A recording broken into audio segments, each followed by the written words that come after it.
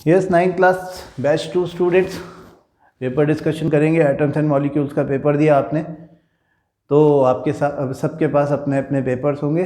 Paper open करके बैठें, pen paper लेकर के बैठें। कोई भी चीज़ जो आपने ठीक नहीं की है उसको यहीं पे समझ लेंगे तो अच्छा रहेगा। तो देखें कि there are some very simple questions from atoms and molecules। अभी आप फर्स्ट क्वेश्चन देखें।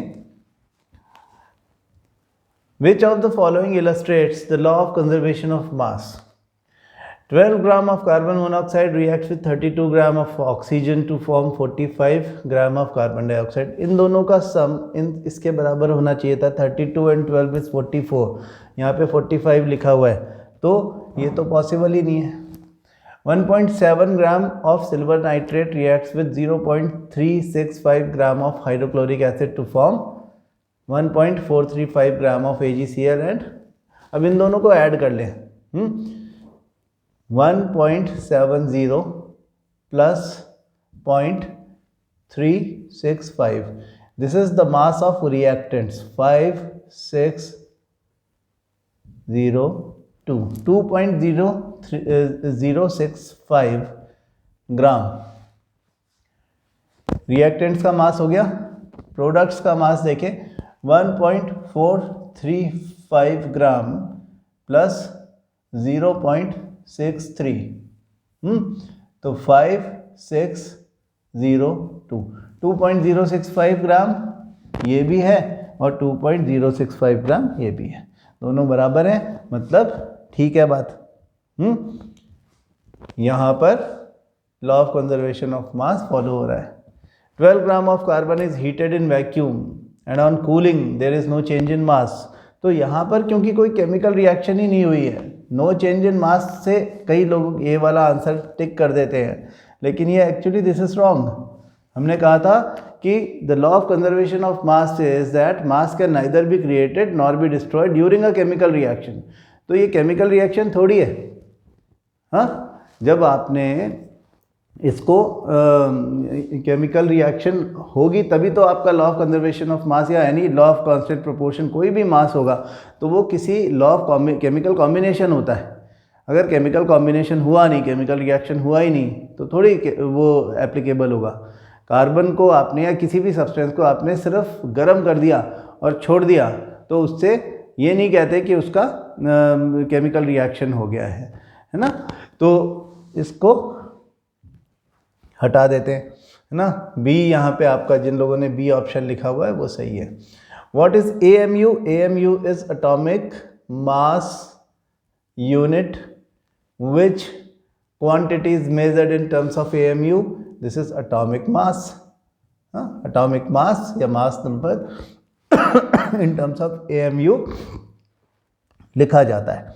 पहले लिखा जाता था, अभी तो U लिखते हैं केवल। U is unified mass।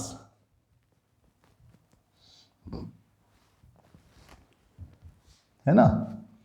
Question number 3 देखिए। Name the scientist who gave the law of conservation of mass. Law of conservation of mass Lavoisier ने दिया था, Antoine L Lavoisier, that is the father of chemistry also. Define atomicity. Atomicity is the number of atoms which are used to form a single molecule of a substance। Oxygen की atomicity oxygen gas में 2 है और ozone में 3 है। यहाँ पर ये die atomic है, यहाँ पे ट्राई एटॉमिक है।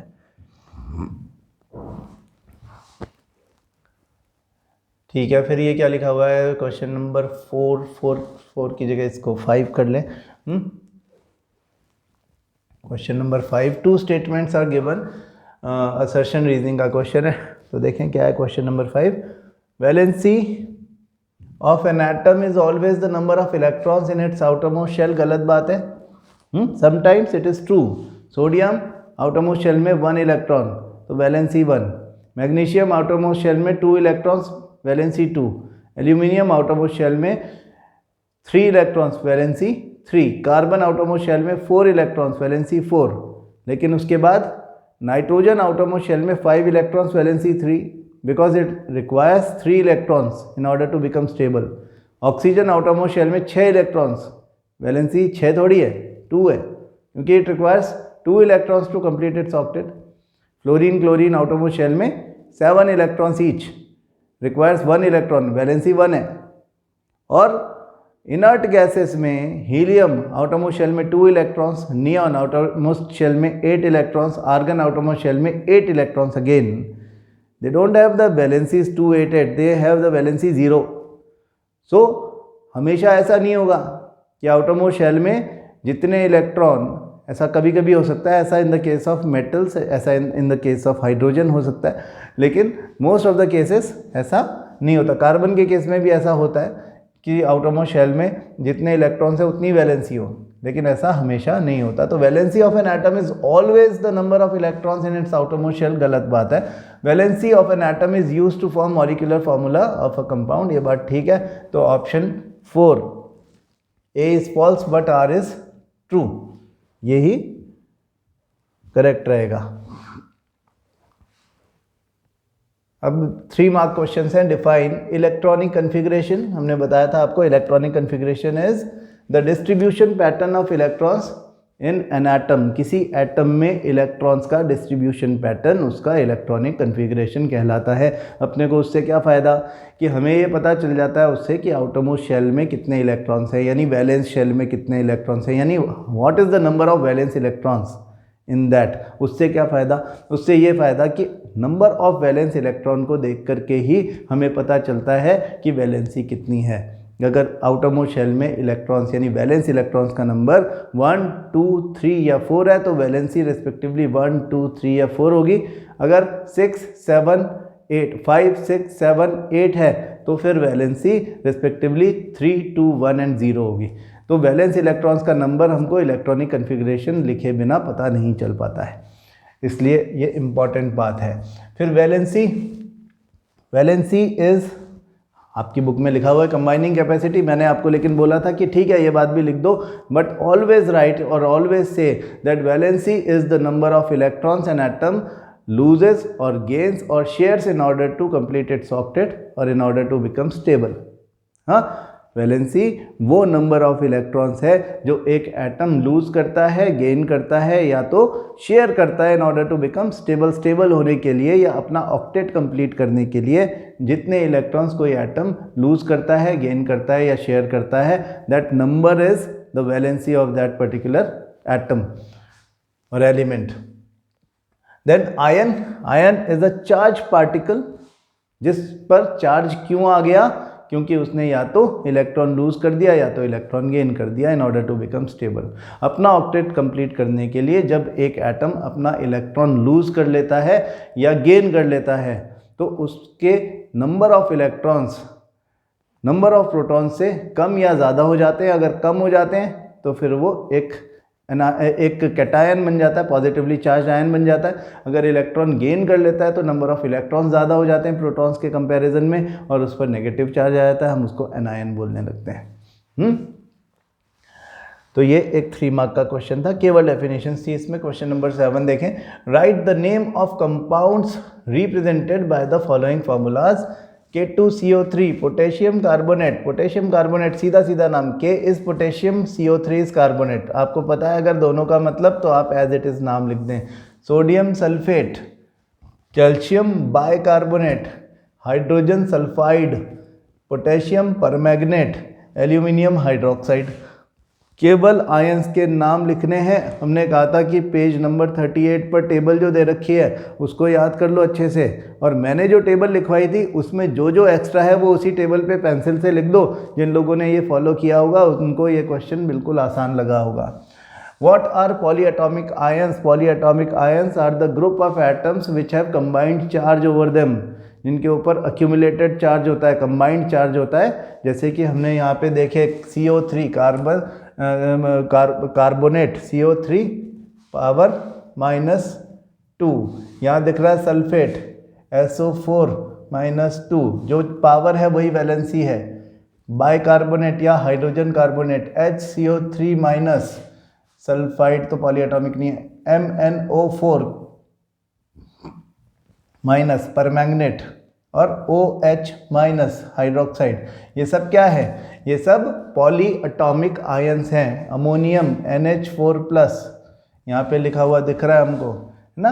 कितने सारे यहाँ पर पॉली एटॉमिक आयंस हमको दिखाई पड़ रहे हैं।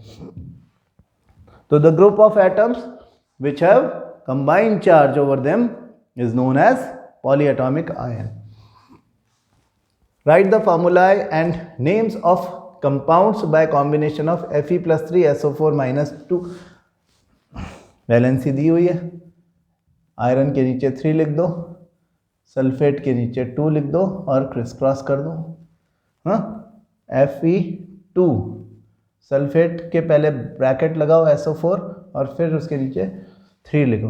इसका नाम होगा ferric sulphate, ferric sulphate. Carbon का ड्यूअल वैलेंसी, आयरन का ड्यूअल वैलेंसी है।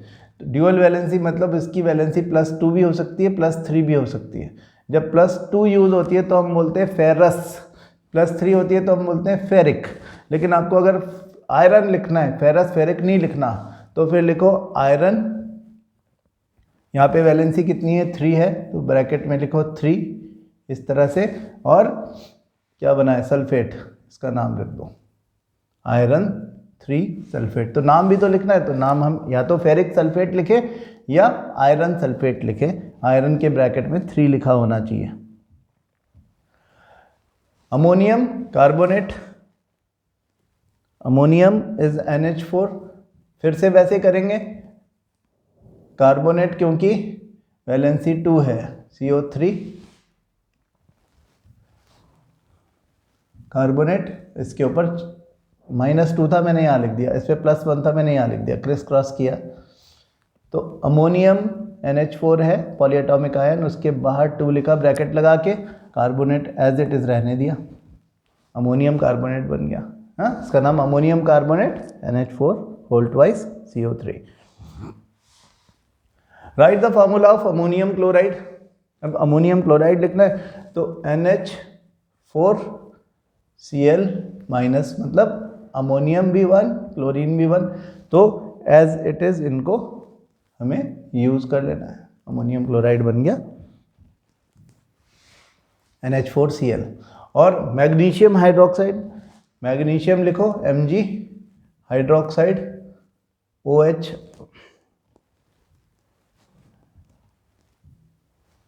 Hydroxide is -1 Mg2। अब आपको ये बात पता होना चाहिए। तो Mg तो 1 ही रहेगा, लेकिन OH बाहर 2, इस तरह से MgOH whole twice is magnesium hydroxide. State any 2 postulates of Dalton's atomic theory. आपको 6 पता है। आपने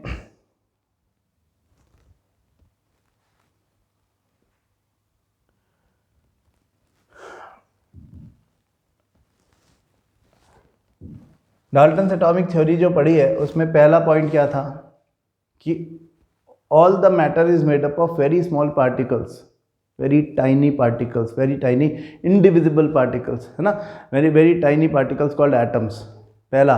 दूसरा वो कहते हैं कि atoms are indivisible particles which can neither be created nor be destroyed during a chemical reaction. तो पहले 2 तो यही हो गए, 6 हैं। आपको पहला 2 में से कुछ भूल गए, तो थर्ड पे आ जाओ कि atoms of an element are identical in their masses and their chemical properties. उनकी केमिकल प्रॉपर्टीज़ भी सेम होती है और उनके मासेस भी एक बराबर होते हैं। चौथा उन्होंने कहा कि atoms of different elements are different in their masses and their chemical properties also. तो नंबर 4, थर्ड फोर्थ जो है वो एक जैसे से ही हैं। नंबर 5 कि जो atoms of elements combine in whole numbers to form a molecule of a compound.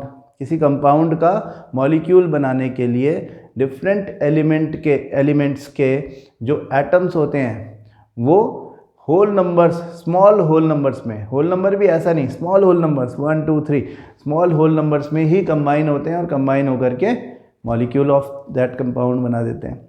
And number 6 जो कि लास्ट पोस्टुलेट है, उसमें वो कहते हैं कि द काइंड एंड मतलब टाइप है ना, kind and the relative number of the atoms of different elements combine in fix ratio by their masses to form one molecule of a compound. ये 6 पोस्टुलेट्स है, इन 6 में से कोई से भी 2 आपको लिखना थे। आप इसे याद कर लेंगे, अच्छा रहेगा, प्रैक्टिस करोगे लिख लिख के तो जल्दी से याद हो जाएगा।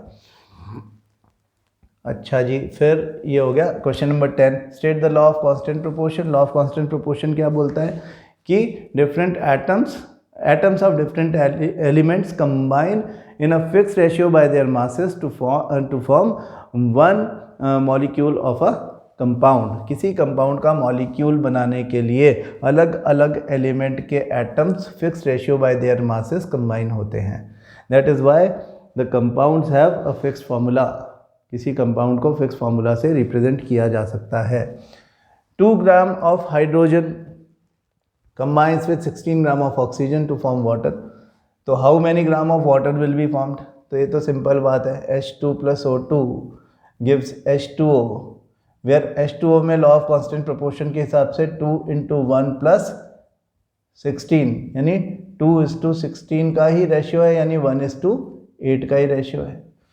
तो इसका मतलब 2 gram of hydrogen 16 gram of hydrogen के ऑक्सीजन के साथ में कंप्लीटली ऑक्यूपाइड हो जाएगा, कंप्लीटली यूज हो जाएगा। और इन दोनों के कॉम्बिनेशन से according to law of conservation of mass 18 gram of water बनेगा। अगर क्वेश्चन ये पूछा जाता, यहाँ पर 2 ग्राम की जगह 4 ग्राम लिखा होता, 4 ग्राम of hydrogen 16 gram of oxygen के साथ कितना ग्राम ऑफ वाटर बनाएगा, तो भी इसका आंसर 18 ग्राम होता, क्योंकि लॉ ऑफ कांस्टेंट प्रोपोर्शन के हिसाब से 2 gram of hydrogen completely combines with 16 gram of oxygen to form 18 gram of water. 2 gram of hydrogen unreacted रह जाता, क्योंकि इनसे रिएक्ट करने के लिए ऑक्सीजन बचा ही नहीं। यही लॉ ऑफ कांस्टेंट प्रोपोर्शन का आइडिया है। 5 gram of calcium combined with 2 gram of oxygen to form a compound. ठीक है, कैल्शियम ऑक्साइड बनेगा, कैल्शियम और ऑक्सीजन से मिलकर। Write the molecular formula of the compound. तो इसमें 5 ग्राम 2 ग्राम जो है इनका कोई रोल ही नहीं है। ये सिंपली कह रहे हैं कि कैल्शियम ऑक्सीजन के साथ में जब कंबाइन होगा, एक कंपाउंड बनाएगा, तो उसका मॉलिक्यूलर फार्मूला क्या होगा। तो 1 ग्राम 5 ग्राम 2 ग्राम इसका कोई लेना देना नहीं। कैल्शियम और ऑक्सीजन की वैलेंसी पता होना चाहिए। कैल्शियम की वैलेंसी 2, ऑक्सीजन की 2 2 2, दोनों क्रिस क्रॉस करेंगे तो Ca2O2, 2 से 2 कैंसिल, यानी CaO calcium oxide would be the formula. Then 5 mark का क्वेश्चन है, मोल कंसेप्ट का क्वेश्चन दिख रहा है। Question number 11 A part. Calculate the number of moles in 112 gram of iron. Iron का एटॉमिक मास दिया हुआ है 56U। तो आयरन का मोलर मास कितना होगा? 56 ग्राम होगा। 56 ग्राम में 1 मोल। अब नंबर ऑफ मोल पूछा है तो हम अपने यूनिटरी मेथड के हिसाब से कहते हैं कि 56 ग्राम ऑफ आयरन फॉर्म्स कितना मोल? 1 मोल। हाँ, क्योंकि ये मोलर मास है, 1 मोल का मास है। तो 56 ग्राम किसका मास है? 1 मोल का मास है। 56 ग्राम ऑफ आयरन के एटम्स कितने मोल बनाएंगे? 1 मोल बनाएंगे। तो 1 ग्राम ऑफ आयरन एटम्स कितना मोल बनाएंगे? 1/56 मोल बनाएंगे। तो 112 इस क्वेश्चन में दिया हुआ है ग्राम of iron. 112 gram of iron कितना मोल बनाएंगे? 1/56 मल्टीप्लाइड बाय 112, यानी 2 टाइम्स, तो 2 मोल वुड बी द आंसर। 56 ग्राम का 1 मोल है तो 112, 56 का डबल है तो 2 मोल इसका आंसर हो गया। 100 ग्राम of water, water is H2O। हमने क्लास में भी किया है। 2 × हाइड्रोजन 1 + ऑक्सीजन 16, टोटल 18U उसका मॉलिक्यूलर मास। तो उसका मोलर मास यानी ग्राम मॉलिक्यूलर मास कितना हुआ 18 ग्राम। 18 ग्राम में ग्राम ऑफ वाटर मॉलिक्यूल्स बनाते हैं 1 मोल, तो 1 ग्राम ऑफ वाटर मॉलिक्यूल बनाएंगे 1/18 मोल, तो 100 ग्राम ऑफ वाटर मॉलिक्यूल्स बनाएंगे 1/18 इंटू 100, मतलब 18 5 ज़ा 90 पॉइंट, फिर 5 ऐसे ही चलता रहेगा 5.55 मोल। इसका आंसर हो जाएगा 5.55 मोल। 5555 चलता रहेगा, आप बार लगाते हो तो वैसे ठीक है, अदरवाइज वैसे भी ठीक है। हाँ, what do you understand by a polyatomic ion? Polyatomic ions are the ions having multiple, हमने कहा था कि a group of atoms having combined charge is known as polyatomic ions. Example कितने सारे हमने ऊपर लिखे थे, सल्फेट, SO4 इसको क्या कहते हैं सल्फेट, SO3-2 को कहते हैं सल्फाइट, और OH- हाइड्रोक्साइड CO3 पावर 2 है ना, -2 मतलब कार्बोनेट HCO3 बाइकार्बोनेट और हाइड्रोजन कार्बोनेट, MnO4 परमैंगनेट, हाँ, Cr2O7 क्या था डाइक्रोमेट, कितना सारा, बिल्कुल इजी है। तो ये आपका एटम्स एंड मॉलिक्यूल्स का पीईटी कंप्लीट होता है। आई होप आपने सारे आंसर्स टैली कर लिए होंगे, समझ लिए होंगे परफेक्टली। ठीक है, नेक्स्ट क्लास पे मिलते हैं। Thank you.